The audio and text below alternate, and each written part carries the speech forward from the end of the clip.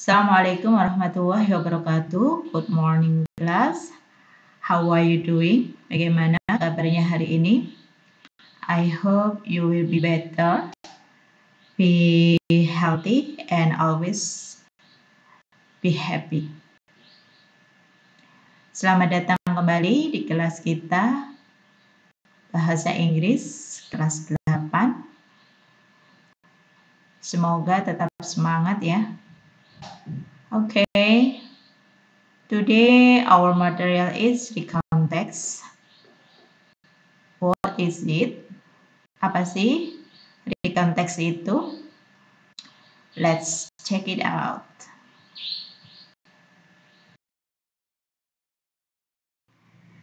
Menurut kamus, kata recount berarti menghitung ulang ataupun menceritakan kembali cerita di masa lalu. Sedangkan dalam bahasa Inggris, recount text is text which retells events about something happened or experienced in the past. Jadi, recount text merupakan sebuah teks yang menceritakan kembali peristiwa atau aktivitas yang sudah terjadi di masa lampau yang pernah dialami sebelumnya. Cerita atau peristiwa atau pengalaman recount text ini bisa berupa pengalaman yang menyenangkan atau peristiwa yang tidak menyenangkan ya. Jadi semua peristiwa yang sudah terjadi ini bisa ditulis kembali atau diceritakan kembali melalui recount text. Banyak contoh-contoh pengalaman pribadi atau pengalaman bersama teman, bersama keluarga ya, baik yang menyenangkan ataupun yang tidak menyenangkan. Contohnya liburan bersama keluarga atau liburan bersama teman, kemudian camping bersama teman-teman ataupun jalan-jalan bersama teman-teman. Itu peristiwa atau pengalaman yang sangat menyenangkan ya bagi kita. Kemudian ada pengalaman juga yang tidak menyenangkan, misalnya terjebak banjir. Kemudian ketika kita masih kecil belajar sepeda, kemudian kita jatuh, itu merupakan kenangan atau pengalaman yang bisa kita ceritakan di recount text ini. Ada 4 jenis atau tipe dalam recount text. Yang pertama imaginative recount, yaitu menyajikan cerita imajinasi pengarang berdasarkan kejadian yang telah terjadi dalam bentuk fantasi atau tidak nyata. Misalnya cerita si penulis tentang petualangannya selama di hutan, kemudian angan-angannya menjadi seorang putri ataupun sosok imajinasi lainnya. Yang kedua adalah personal recount, yaitu menceritakan kembali tentang pengalaman pribadi penulis. Contohnya perjalanan liburan, camping, ataupun pengalaman-pengalaman dari si penulis yang lain. Yang ketiga adalah factual recount, yaitu menyajikan laporan peristiwa yang benar-benar terjadi atau berdasarkan fakta yang nyata. Misalnya laporan kecelakaan, kemudian laporan penelitian atau riset ilmu pengetahuan ya. Dan yang terakhir adalah historical atau biographical recount.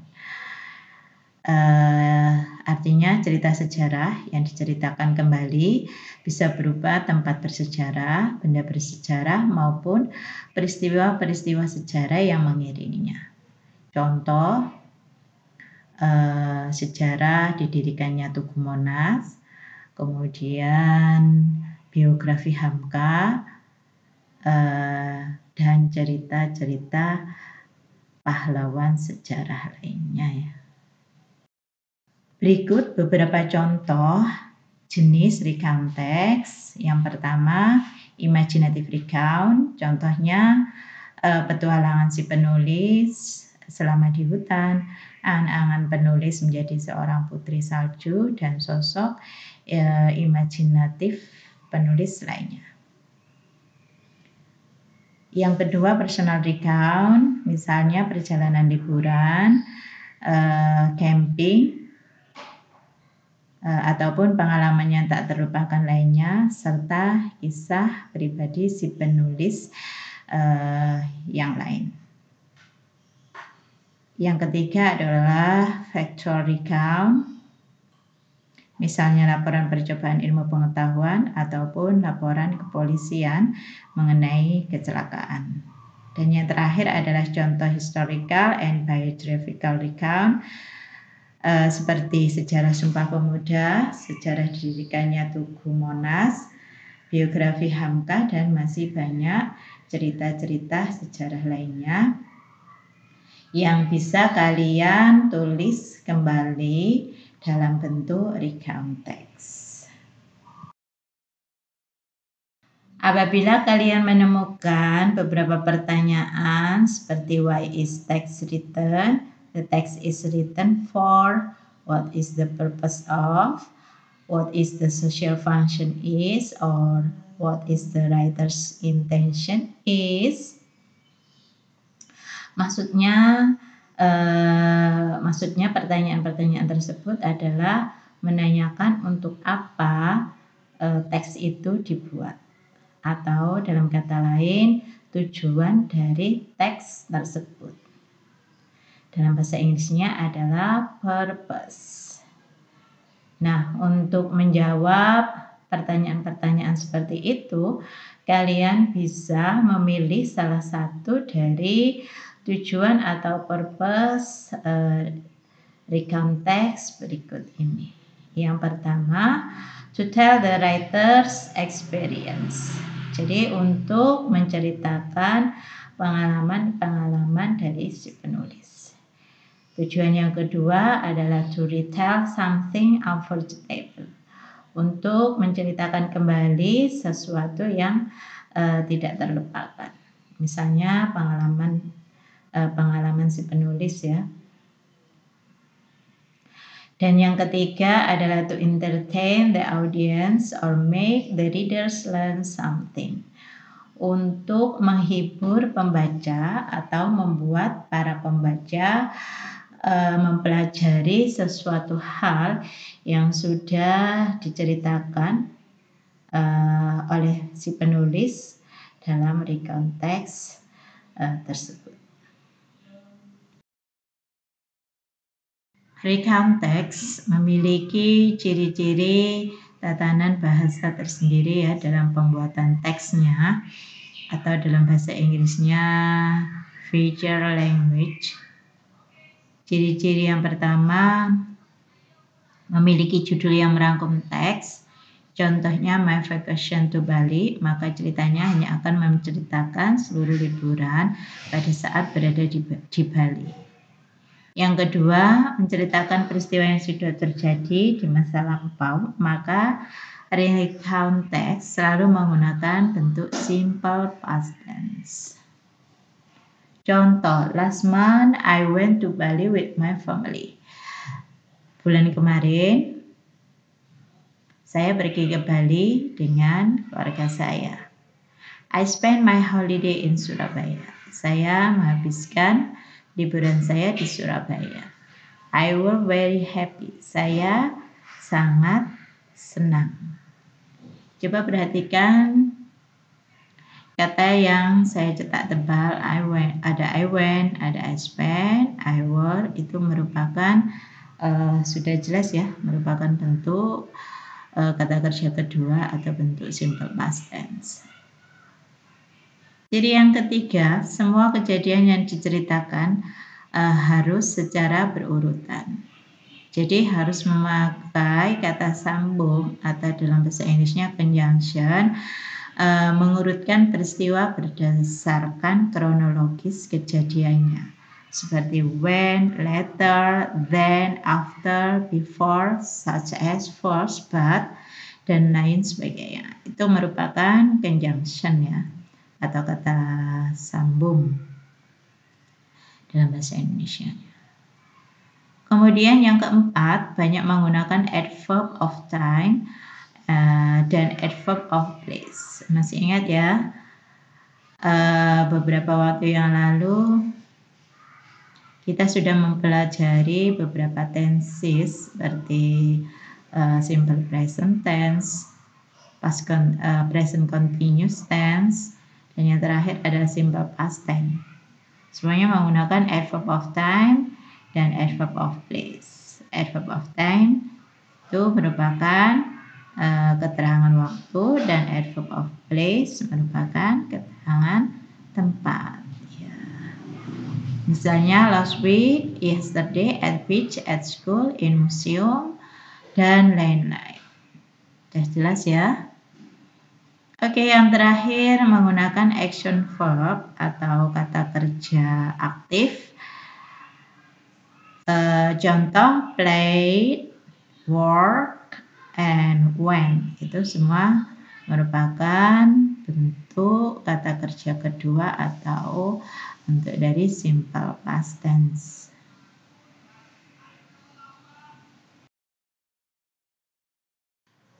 Selanjutnya, generic structure untuk recount text ada 3 bagian. Yang pertama, orientation. Bagian orientation ini merupakan bagian pendahuluan atau perkenalan dari teks yang akan dibahas.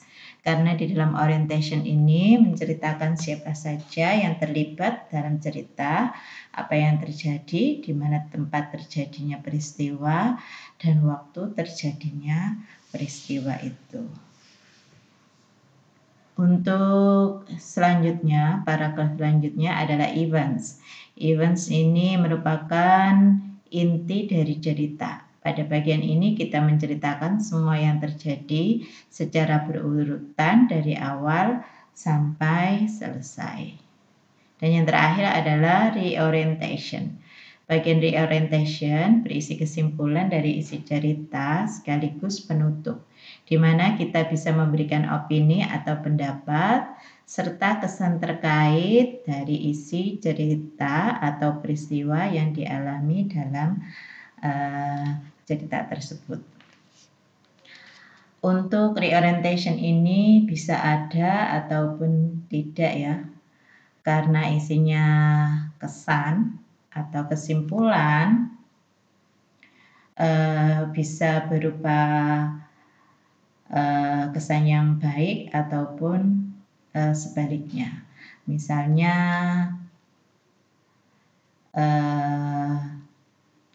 we went home happily. We went home happily, or it was a moment I never forget. Jadi kesannya bisa seperti itu contohnya. Well, mari kita analisis contoh di konteks berikut. Judulnya Vacation to the Beach. Dalam bahasa Indonesianya berarti liburan ke pantai. Perhatikan paragraf 1, orientation. Ini merupakan pendahuluan ya, sebagai perkenalan dari teks yang kita buat. Diawali dengan kata last week. Last week artinya minggu kemarin ya, berarti merupakan keterangan waktu. I and my friends went to the beach after school. Saya dan teman-teman saya pergi ke pantai sepulang sekolah atau setelah sekolah. When di sini sebagai bentuk kedua dari kata go ya. Kemudian to the beach merupakan keterangan tempatnya atau adverb of place. Kemudian after ini sebagai connectors atau kata penghubungnya, artinya setelah. We use public transportation. Kita menggunakan transportasi umum. Use di sini merupakan bentuk simple past atau bentuk kedua. And we reach the beach at 4 p.m. Dan ini bentuk connectorsnya, reach ini bentuk kedua. Kita tiba di pantai jam 4 sore. The beach was beautiful and clean. Pantai itu indah dan bersih. Was ini merupakan bentuk to be kedua dari is. Perhatikan yang saya cetak hitam ini merupakan bentuk kedua simple past tense. Yang saya cetak biru itu connectors atau conjunction atau kata penghubung.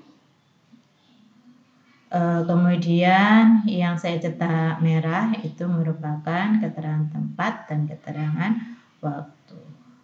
Perhatikan paragraf kedua, events merupakan inti dari cerita yang kita buat ya. Diawali at the beach. At the beach ini artinya di pantai, berarti keterangan tempat. It was fun, menyenangkan. Was di sini sebagai to be bentuk kedua ya. We play football in the coastline. Kita bermain sepak bola di tepi pantai. Berarti play ini merupakan action verb. Kata kerja aktif artinya bermain. Bentuk kedua. The coastline berarti di tepi pantai merupakan keterangan tempatnya atau adverb of place. After that, setelah itu merupakan connectorsnya, we build castle from sand. Kita membangun sebuah istana dari pasir. Build di sini bentuk kedua dari build.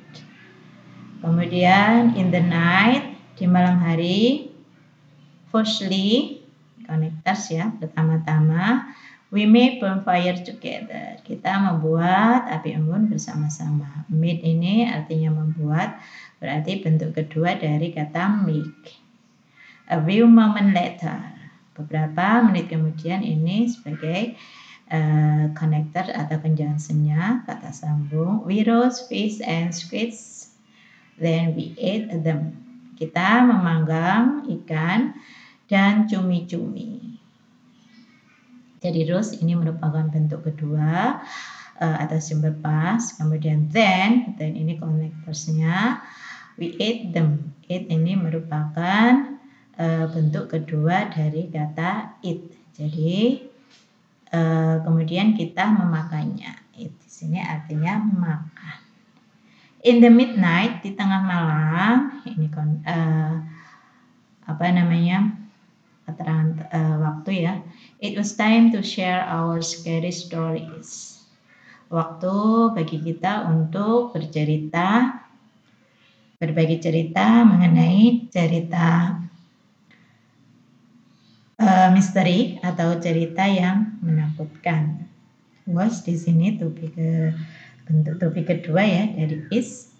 One by one, satu demi satu sebagai connectorsnya. We told our stories.